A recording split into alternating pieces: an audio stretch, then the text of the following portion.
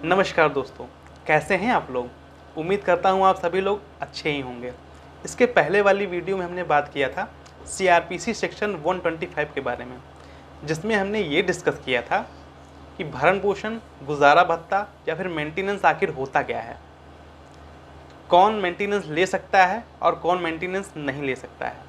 अगर आपने अभी तक वो वीडियो नहीं देखी है तो मैंने आई बटन पर लिंक शेयर कर दी है, आप उसको देख लीजिए। तो गुजारा भत्ता की सीरीज को आगे बढ़ाते हुए आज हम ये डिस्कस करेंगे कि जब पत्नी पति पे मेंटेनेंस का केस करती है तो किन बातों को ध्यान में रखते हुए केस करे जिससे वो केस जीत सके और अपने पति से आसानी से गुजारा भत्ता ले सके। तो बिना किसी टाइम वेस्ट के चलिए शुरू करते हैं। सबसे पहले तो पत्नी को ये चाहिए कि वो अपने पति के सोर्स ऑफ इनकम यानी कि आय के स्रोत की पूरी जानकारी कोर्ट में दें और हो सके तो उसके सबूत भी दें।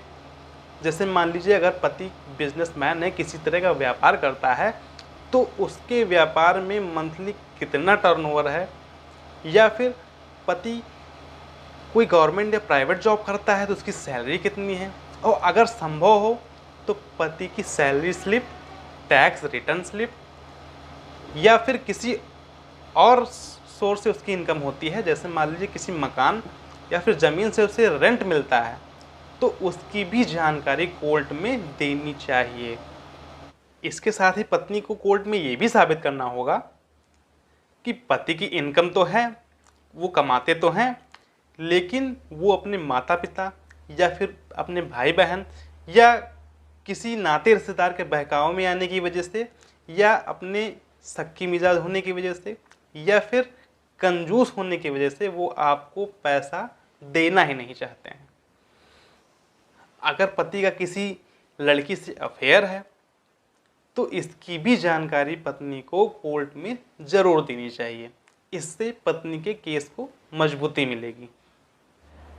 इसके साथ ही पत्नी को कोर्ट में ये भी साबित करना होगा कि वो पूरी तरह से बेरोजगार है, उसके पास कमाई का और कोई भी साधन नहीं है। अगर पति उसे पैसा देगा तभी उसके घर में चूल्हा जलेगा, नहीं तो उसे और उसके बच्चों को भूखा ही रहना पड़ेगा। अगर पति सक्की मिजाज का है तो उसकी भी जानकारी पत्नी को कोर्ट में देनी चाहिए कि पति उसके बाहर आने जाने पे रोक टोक करता है, उस पर शक करता है और उससे उल्टे सीधे सवाल जवाब भी करता है। अगर पति अपने पत्नी को मारता पीटता हो तो इसकी भी जानकारी पत्नी को कोर्ट में ज़रूर देनी चाहिए। अगर कभी मारपीट के दौरान चोट लगी हो और उसका मेडिकल भी हुआ हो तो डॉक्टर के जो भी दवाई के पर्चे हैं, जांच के पर्चे हैं, उसको कोर्ट में ज़रूर दिखाएं। अब इससे होगा क्या? इससे ये होगा कि पत्नी को अपने पति के साथ रहना भी नहीं पड़ेगा और दूर रहकर ही उसका खर्चा लेने का आधार भी बन जाएगा। अगर बच्चे छोटे हैं तो उनका पालन पोषण का भी बहाना लिया जा सकता है।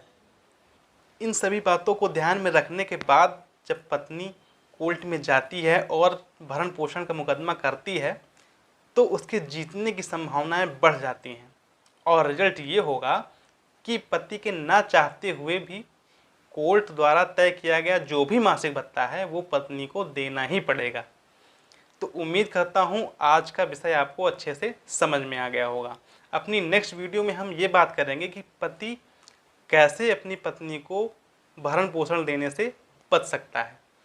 अगर इस वीडियो में आपको थोड़ी सी भी जानकारी मिली हो तो इस वीडियो को लाइक करें, चैनल को सब्सक्राइब करें और नोटिफिकेशन बेल ऑन करना ना भूलें।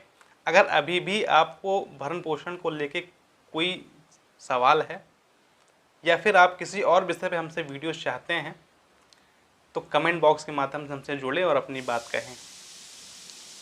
तो मैं एडवोकेट नितेश सिंह मिलता हूँ ऐसे ही किसी और नॉलेजेबल वीडियो में। तब तक आप घर पे रहें, सुरक्षित रहें। जय हिंद।